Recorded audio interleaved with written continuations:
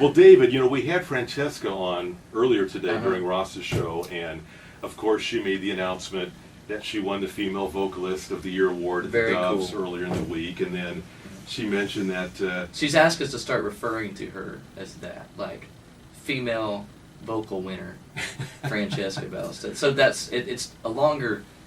It takes longer to say hello to her passing her in the hall now, but we're excited for her. And she didn't do it, so you tell everybody how she announced the Oh, next it's announcement genius, man. year. She gets up there and she's getting the award, she says the typical, thank God, thank my parents, and then she gets into this, I want to thank my wonderful husband, and I have an announcement to make. Me and my husband have been collaborating on a project now that is due out in October. I was like, wow, that's incredible. That's good. And Ross gave her pickles and chocolate when she left the air earlier today. So that was thoughtful. That was appropriate, wasn't it? So I was thinking, what in the world are David and I going to do to top that? Well, I'll take some pickles and chocolate. Are you kidding? I got this idea. Here's some. I thought about this last night. I thought, wouldn't it be cool if we shaved off your goatee on the air?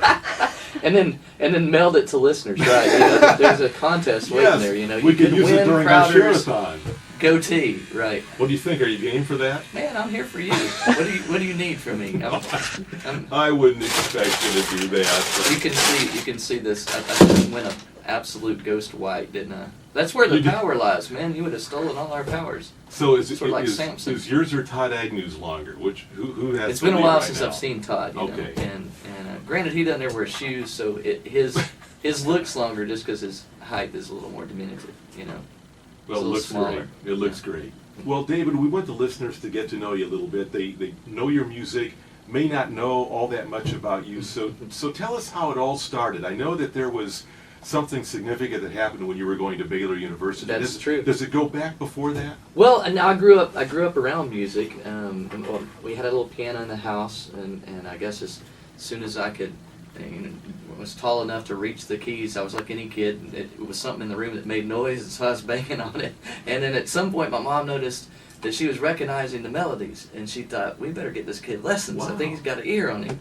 And so I went kicking and screaming. I wanted to be out playing, throwing the Nerf ball, and there I was going to piano lessons. I hated it, but moms know best, and look, it came in handy later in life. And I actually, by the time I was going to school, college, I wound up studying music because I just loved it, and my plans were to get a degree, move back home to Texarkana, Texas, where I grew up, and work for my dad, who owned an insurance agency, of all things. And I thought I was going to be, knocking on your door, asking if you've thought about your kid's future or something. But I was part of a church start, and being musically inclined, it fell in my lap to pull together the musical side of our Sunday morning gatherings. And at some point I was calling home going, Dad, I think I'm going to be a while. And they've been super supportive, and they're probably the biggest fans we've got are my parents. And so Waco is home. Baylor University, it's a lot of college students that attend our church, and we're just writing songs to articulate our journey of faith together. And these songs have gotten out and about, and we're following them around, trying to carry them as delicately as we can. And you went heavily the direction of worship music. Did you feel something was missing at the time? Well, it was really just a natural progression. Here we were, a group of students at a church, and we were pulling from a lot of worship CD. I guess Vineyard was probably the biggest thing going back then. You have to rewind about 15 years, I guess, is what the church is about 15 years old, and it was just hard to find music that sounded and felt like a college setting would. The music that these college kids were listening to, there wasn't a reflection of that in worship music, and so you couldn't walk in a family bookstore or whatever and pick up a CD that sounded anything like the music that the college kids were making. So a good friend of mine actually walked into my apartment complex when I was listening to some of this big stack of Vineyard CDs or some CDs that I had bought, and I was listening, and he was like, man, what in the world is that stuff? And I'm like, I'm trying to pick songs for a church deal. And he's like, my gosh. And I knew him, and I thought, I know him. I know the music that we like to listen to, the music we're always sharing back and forth, and why don't I give it a go and try to say something for the two of us? And so that was a real light bulb moment. We tried to write ourselves, and found that the response was amazing. The students were connecting to it, everything has really grown out of that. Everything that we've written has been coming from a congregational setting. So that's the music that you're going to find when you pick up a Crowder Band CD, is just our church music. And from the outside looking in, it seems glamorous.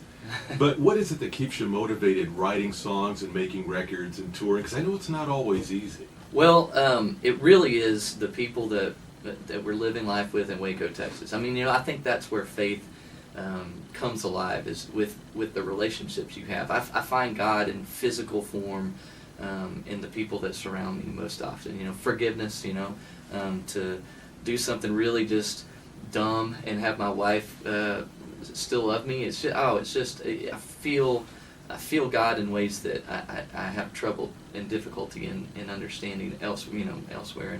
And so it's really the people that we live with wanting to say something for our collective experience. And outside of that, I had a good friend of mine early on in things. I was talking about UBC. UBC is the church that I'm a part of, and I was talking about UBC this, UBC that, and the music that's coming from it. And he goes, "Now, David, you realize these songs aren't your songs, right?" And it was, again, another light bulb moment where I knew exactly what he was saying. He said, maybe you need to think about what your responsibility is toward these things. Maybe they're meant for more people outside of the walls of your little church in Waco. And so that's what we've been trying to do, is be faithful with these things that God's breathing through us for our people that we know and love, and figure out how do we carry these in maybe a more public setting. And it's been incredible to watch them travel the world. I mean, we did a world tour, and we were sitting in Tokyo, of all places, and seeing a bunch of Japanese students singing along every word in English. It's just my goodness, what in the world is this thing? I'm supposed to be selling insurance in Texarkana, So cool. it's amazing. God, there's life twists and turns, and I think that what I pray for is just enough light for the next step and the courage to take it, and that's about all we can do, I think. Well, we're going to chat some more, but I want to play a song here. How about setting up Open Skies for us? Open What's the background Skies. of that song? Now you need to roll the window down to get some sunshine from outdoors inside or Yes. something for this song. And I actually wrote this after a really large gathering outside of Memphis. It was like a festival thing that you were talking about going on this summer that we'll be back at. But we're all outside, and shortly thereafter, and everybody's just singing their lungs out. And afterwards, I was reading in Psalms, and there's this verse that says, I have built a monument. God's saying, I've built a monument to my faithfulness, and it's my people. And I thought, oh my goodness, that's just, what a thought that and I'm thinking about the experience we just had, looking around at each other and going, life gets tough, but I can see, no matter how bleak it is for me, I've seen you go through some really dark stuff, and you're on the other side of it, and you're a picture of God's faithfulness to me. And so I thought that was just a really powerful thought and image, and this song just sort of happened out of that one thought.